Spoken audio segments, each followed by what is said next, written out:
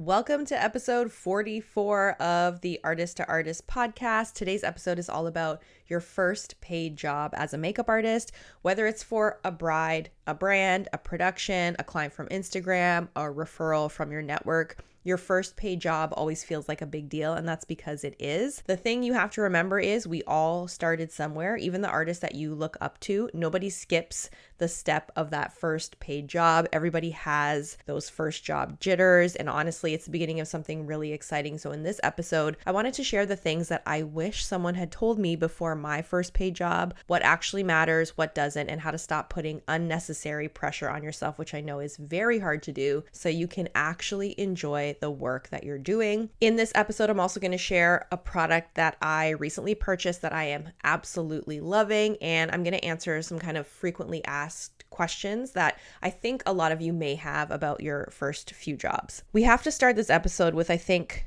the one fear that many artists have before their first job, and I had this as well. What if I mess up? What if I screw up? What if I embarrass myself? And the actual truth is nobody on set knows what the hell you're doing. There's no one there judging your blending or tracking every single step in your makeup application. There's no makeup expert watching you work. And even if there is another artist there, they're likely also working, and everybody has their own process. And we all know that applying makeup and how we do it is different for everyone. And as long as the work looks decent and it gets done on time, nobody actually cares how you got there. Your job isn't to impress every single person on set. It's to deliver what your client asks for, whether that's a producer, director, photographer, or an event client, and just to do it professionally. So if you're feeling nervous before your first job or your first few paid jobs, that's actually a good thing, because nerves mean that you care. Nerves exhibit that you want to do well. And from my perspective, when I work with someone who's completely nonchalant, it doesn't really inspire confidence in me. I'm way more comfortable with someone who's clearly prepared, maybe a bit anxious or nervous,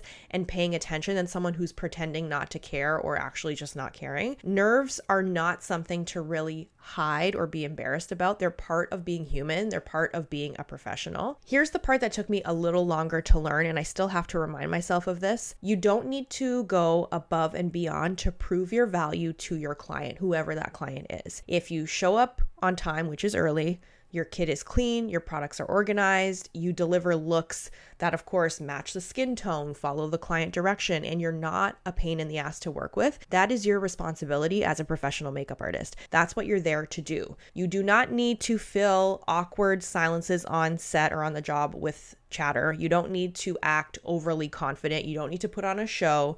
You don't need to play director. You don't need to solve everybody else's problems on set. Just do your job, pay attention, and move with purpose, and that is enough. You're allowed to be quiet while you figure out the vibe of the people that you're working with or the vibe of the set that you're on. You don't need to perform professionalism. You just need to be prepared and respectful of everyone's time and space if you're working with a team of people. Which brings me to what I think newer makeup artists should actually focus on, because there's so much content out there telling you to overdo it, to post, it's almost forcing people to, I think, overprove themselves. Here is what actually matters. First of all, stay in your lane. You're hired to do makeup. That's it. You're not styling. You're not producing. You're not project managing. Clients will remember the artists who were calm, confident, efficient, who are good collaborators, and who can adjust and, more importantly, adapt. If you try to do too much, you risk stepping on other people's toes or kind of burning yourself out on the day. So just focus on what you're there to do. The second thing, which I think is one of the most important responsibilities of a makeup artist on the job, is to be adaptable. Things are going to change. Your talent or your model or whoever, they're going to be late. The lighting that you're shooting with might change. The mood on set might be a little tense. None of this is in your control, but what you can control is how you respond. So you want to stay calm, adjust quickly, and that's really the thing that's going to make clients trust you and, more importantly, want to work with you again. And finally, this one's really easy, but I think, again, one of the more important things to remember, just be prepared. Make sure you have what you need for the job. Go through your kit. Make sure everything is clean and organized and functional. Don't psych yourself out. Don't do anything that jeopardizes your role or your presence on set. All of the social or interpersonal stuff, that is all going to come with time. You don't need to really be a master of that yet. You just need to be someone that people are happy to have in the room and someone that they can trust. And if you do that, you have succeeded at your first job or your first few paid jobs. I teased this a little bit in the intro. I wanted to talk about this before we wrap. A product that I'm loving right now, I've been using the newer formulated Haus Labs, I think it's called the Power Sculpt Velvet Powder Bronzer. I'm really bad with remembering names, but I'll link it in the show notes, of course. And I have been so impressed. I got the lightest shade and I think a medium shade. Again, I'll list the shades that I have in the show notes. And it looks kind of dark in the pan. And when you feel the texture, the texture feels kind of intense, but it blends like a dream. It's a powder product that looks like a cream on the skin, which to me is such a useful thing to have because blending cream under powder and then layering can sometimes take a lot of time on set. And this product is kind of changing how I work with clients. I had 2 days of weddings over the weekend and I used this bronzer, and I actually completely by the second day skipped my cream bronzer step and just did my foundation, a little bit of sculpting, set with powder, and then put the Haus Labs bronzer on top just to add depth. And it has enough pigment. The finish is beautiful. I think the best thing I can say about it is that it applies, of course, like a powder because it is, but it just gives you that cream-like finish, and it has enough pigment where you don't need to really layer cream under powder to get that intensity. So if you're doing a lot of work where you need to be quick, if you're doing bridal events where time matters and kind of portability matters, if you're on set and you can't have a huge kit, this bronzer is amazing. I've been so impressed with Haus Labs stuff. I am just so tempted to go and replace some of the foundations that I have in my kit with the Haus Labs foundation. I definitely want to add in another shade or two of the bronzer, and I'm probably, if it's the same texture, going to add in the blush as well. It's just, I am so impressed. The packaging is also beautiful. It looks luxury. It's slim, so you can fit it in your kit. I'm not depotting these. I'm trying not to depot at all where I can. So I would say if you haven't already, check it out. Even if you're not buying it, just stop into a Sephora and try. The texture is really incredible. Shades are beautiful.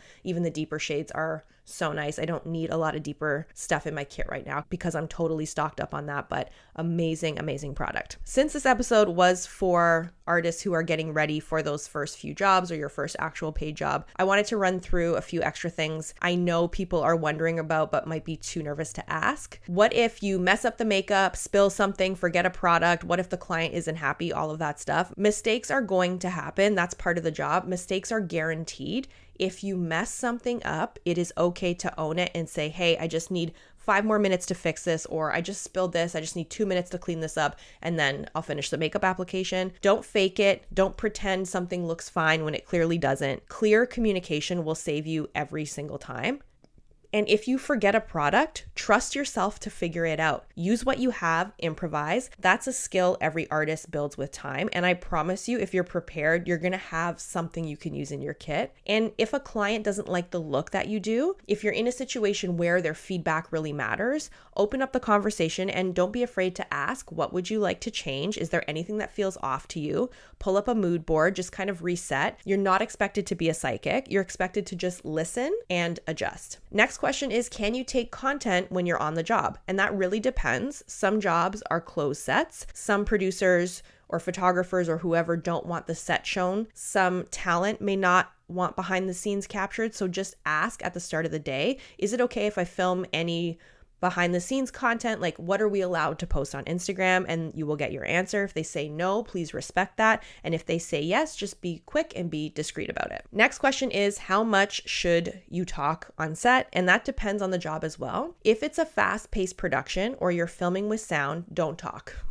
No one's going to be talking. If it's more relaxed and maybe you're working on more of a photo shoot, e-com type of set, conversations are going to happen naturally. Now, if you're not naturally chatty, that's fine. You do not have to force the small talk. Just be present, be respectful, focus on listening, pay attention to the vibe. If you're talking more than you're watching or working, pull it back a little bit. And if you're quiet, that's not a problem as well. You're not hired to entertain people. You're hired to do great makeup. So take some time to read the room. Don't feel like you have to get right in there and start leading conversation. Next question is, what if you're unsure about the look or what's expected of you? And that's where your, I guess we'll call it pre-job communication comes in. Confirm how many looks you're doing, how many people, understand your timing, At the beginning of the day, why you arrive early, you want to chat with whoever you're working for on that day, review the mood board, check out your schedule for the day. And if you're still unsure, you can just ask, is this the look we had in mind? Would you like something like this? Pull up some pictures. That's professional. That's clear. That's what's expected. You have to be a good communicator.